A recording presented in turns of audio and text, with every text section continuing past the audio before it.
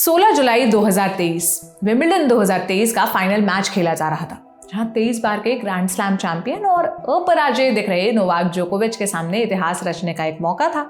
जोकोविच के सामने 2 रिकॉर्ड ध्वस्त करने का मौका था। पहला, मार्गरेट कोर्ट के रिकॉर्ड 24 ग्रैंड स्लैम खिताब की बराबरी करने का, और दूसरा, सबसे ज्यादा विंबलडन खिताब जीतने वाले रोजर फेडरर के रिकॉर्ड के बराबर पहुंचने का। लेकिन जोकोविच और इन ऐतिहासिक रिकॉर्ड्स के बीच एक दीवार बन गया स्पेन का टेनिस स्टार। अब स्पेन और टेनिस सुनते ही आपके भी दिमाग में राफेल नाडाल का नाम आया होगा, पर वो खिलाड़ी नाडाल नहीं बल्कि 20 साल का एक लड़का है, नाम कार्लोस अल्कराज। अल्कराज ने जोकोविच को न सिर्फ मात दी बल्कि उन्हें इतना छकाया कि गुस्से से सर्बियन खिलाड़ी कोर्ट पर रैकेट पटकते नजर आए। और इसमें सबसे खास बात ये रही कि अल्कराज ने कमाल दिखाया ग्रास कोर्ट पर, जहां उनकी क्षमता को लेकर तमाम आशंकाएं जाहिर की गई थी। अभी अल्कराज हैं कौन और इस मुकाम तक वो पहुंचे कैसे, आइए पूरी कहानी जानते हैं। अल्कराज का जन्म 5 मई 2003 को स्पेन के एल पालमार में हुआ। कार्लोस को टेनिस विरासत में मिली। उनके दादा एक टेनिस क्लब के सबसे पहले सदस्य थे, जबकि उनके पिता कार्लोस अल्कराज गोंजलेस एक प्रोफेशनल टेनिस प्लेयर रह चुके हैं, जिनका नाम एक समय स्पेन के टॉप 40 टेनिस प्लेयर्स में शामिल था। रिटायरमेंट के बाद वो एक टेनिस एकेडमी चलाते थे। ऐसे में अल्कराज और उनके बाकी 3 भाइयों के पास बचपन से टेनिस खेलने के अलावा शायद कम ही विकल्प थे, और वो भी तब जब राफेल नाडाल स्पेन के टेनिस की दुनिया में अलग पहचान दिला रहे थे। अल्कराज तब 3 साल के थे जब उन्होंने पहली बार टेनिस का रैकेट पकड़ा, और यहाँ से शुरू हुआ एक बच्चे का दुनिया के नंबर 1 टेनिस प्लेयर बनने का सफर। पापा के कहने पर टेनिस खेलना शुरू करने वाले अल्कराज को जल्द ही इस खेल में मजा आने लगा। अल्कराज को बचपन के दिनों से करीब से जानने वाले स्पोर्ट्स साइकोलॉजिस्ट जोसेफिना कटिलास ने स्पेनिश न्यूज़पेपर एल पाइस को दिए इंटरव्यू में बताया, बचपन से ही अल्कराज ने अपना लक्ष्य निर्धारित कर लिया था। उसे पता था कि वो क्या बनना चाहता है, और वो लगातार इस पर काम करता रहा। एक बच्चे के लिए ये बिल्कुल भी आसान नहीं होता, क्योंकि इस उम्र में आपकी इच्छाएं काफ़ी उतार चढ़ाव वाली होती हैं। 15 साल की उम्र तक अल्कराज के पापा ने ही उन्हें ट्रेनिंग दी, लेकिन खेल को और निखारने के लिए उन्हें दुनिया के नंबर 1 खिलाड़ी रह चुके जुआन कार्लोस फरेरो से कोचिंग दिलाने का फैसला किया।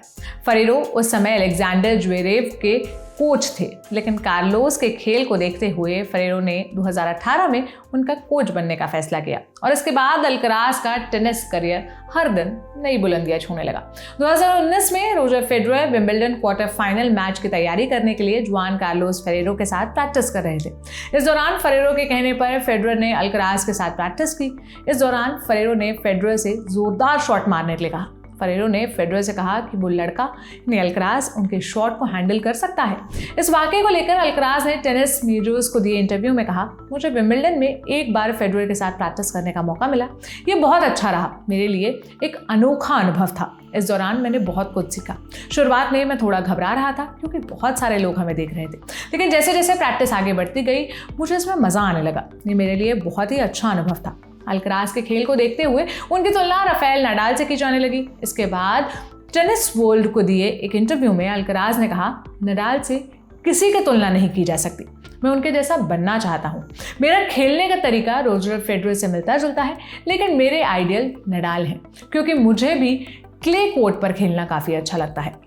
फरवरी 2020 में रियो ओपन के जरिए अल्कराज ने एटीपी मेन ड्रॉ में डेब्यू किया, जबकि अगले ही साल उन्होंने ऑस्ट्रेलियन ओपन के जरिए अपना ग्रैंड स्लैम डेब्यू किया। उस समय अल्कराज की उम्र 17 साल थी, और वो इस ग्रैंड स्लैम के मेन ड्रॉ में क्वालिफाई करने वाले सबसे कम उम्र के खिलाड़ी बन गए थे। वो इस टूर्नामेंट के दूसरे दौर में पहुंचे। इसके बाद अल्कराज मैड्रिड ओपन के दूसरे दौर में पहुंचे, जहां प्रोफेशनल करियर में पहली बार उनका सामना राफेल नाडाल से हुआ। अल्कराज इस मैच को हार गए, लेकिन अपने खेल से उन्होंने सबको प्रभावित किया। 2021 के खत्म होने तक अल्कराज टेनिस रैंकिंग के टॉप 50 में पहुंच चुके थे। बचपन में दुनिया के नंबर 1 टेनिस प्लेयर बनने और ग्रैंड स्लैम खिताब जीतने का सपना देखने वाले अल्कराज के लिए साल 2022 कमाल का रहा, जहां उन्होंने एक ही समय में अपने दोनों सपने पूरे कर लिए। लगातार बेहतरीन खेल दिखाने वाले अल्कराज ने 12 सितंबर 2022 को साल के अंतिम ग्रैंड स्लैम यूएस ओपन का खिताब अपने नाम किया, और इसके साथ ही वो दुनिया के नंबर 1 खिलाड़ी भी बन गए। 19 साल 4 महीने की उम्र में वो ऐसा करने वाले दुनिया के सबसे युवा खिलाड़ी बने। ये रिकॉर्ड पहले ऑस्ट्रेलिया के लेटन हैविट के नाम था, जो 20 साल 9 महीने की उम्र में इस मुकाम तक पहुंचे थे। वो अपने coach Juan Carlos Ferrero, Rafael Nadal और कार्लोस मोया के बाद ऐसा करने वाले चौथे स्पेनिश खिलाड़ी बन गए।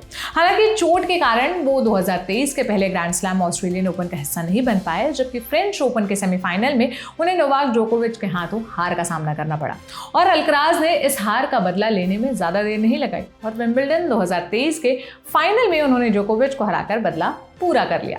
अल्कराज की ये जीत इसलिए भी खास है क्योंकि वो पिछले 21 साल में बिग 4 प्लेयर्स के अलावा विंबलडन जीतने वाले पहले खिलाड़ी बन गए हैं। बिग 4 प्लेयर्स के बारे में बताएं तो ये टर्म दिग्गज tennis players Roger Federer, Rafael Nadal, Novak जोकोविच और एंडी मरे के लिए यूज किया जाता है। इन प्लेयर्स से पहले 2022 में लेटन हेविट ने विंबलडन का खिताब जीता था। अल्कराज ओपन एरा 1968 के बाद की टेनिस में विंबलडन खिताब जीतने वाले तीसरे सबसे युवा खिलाड़ी बन गए। 1985 में 17 वर्षीय बोरिस बैकर और 1986 में 20 साल के बियोन बॉर्ग ने खिताब जीता था।